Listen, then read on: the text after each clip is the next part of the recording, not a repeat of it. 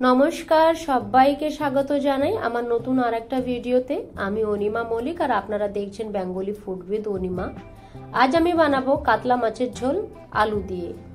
ঘরে যদি পেঁয়াজ আদা রসুন কিছু না থাকে তখন শুধু গুঁড়ো মশলা দিয়ে এই রান্নাটা চটজলদি করে নেওয়া যায়। তাহলে চলুন ভিডিওটা শুরু করছি।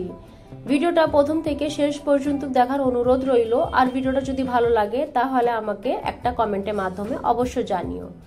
প্রথমে কাতলা মাছগুলিকে আমি এখানে লবণ হলুদ ভালো করে মেখে নেব।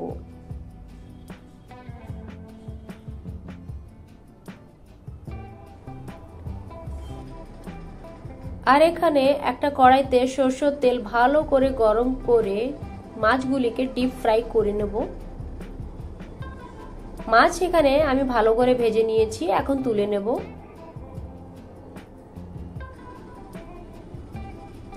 এখন মাছ ভাজা তেলের ভেতরেই আমি আলুগুলোকেও একটু হলুদ দিয়ে ভেজে নেব।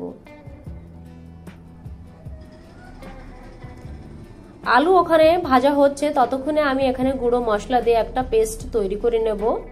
এখানে আমি নিয়েছি হলুদ, জিরে পাউডার, ধনে পাউডার, রেড চিলি পাউডার, একটা পেস্ট তৈরি করে নেব। আলু এখানে ভাজা হয়ে গেছে, আলুগুলোকে তুলে নেব।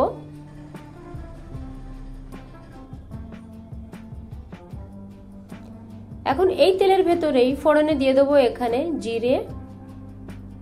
জিরেটা যখন ভাজা ভাজা হয়ে যাবে দিয়ে দেব গুঁড়ো মশলার পেস্ট। এখন ভালো করে এটাকে আমি কষিয়ে নেব যতক্ষণ না মশলা গা থেকে তেল আলাদা হয়ে যাচ্ছে। ঠিক এই রকম মশলাটা কষানো হয়ে গেছে। এখন ভেজে রাখা আলু দিয়ে আরো 5 মিনিটের জন্য কষিয়ে নেব।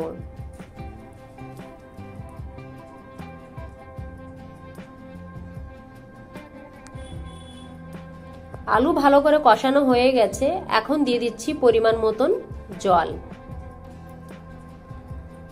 জল দেওয়ার পরে সবকিছু ভালো করে মিশিয়ে আমি এটাকে ঢাকা দিয়ে রেখে দেব 10 মিনিটের জন্য।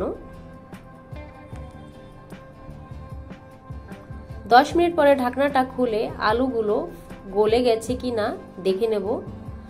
আলু ভালো করে এখানে সেদ্ধ হয়ে গেছে। এখন দিয়ে দেব ভেজে রাখা মাছ আর 2টো চিরা লঙ্কা।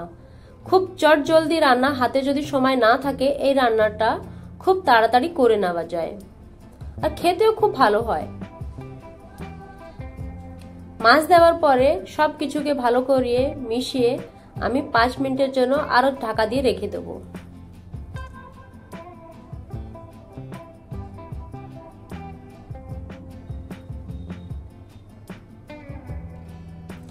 সবকিছু এখানে ভালোভাবে সেদ্ধ হয়ে গেছে।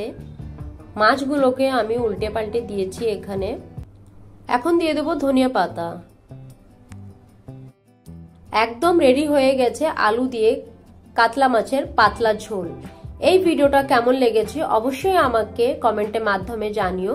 ভিডিওটা যদি ভালো লেগে থাকে তাহলে লাইক, শেয়ার এন্ড সাবস্ক্রাইব করো। আর দেখা হচ্ছে পরবর্তী অন্য কোনো ভিডিওতে। ততক্ষণের জন্য টাটা।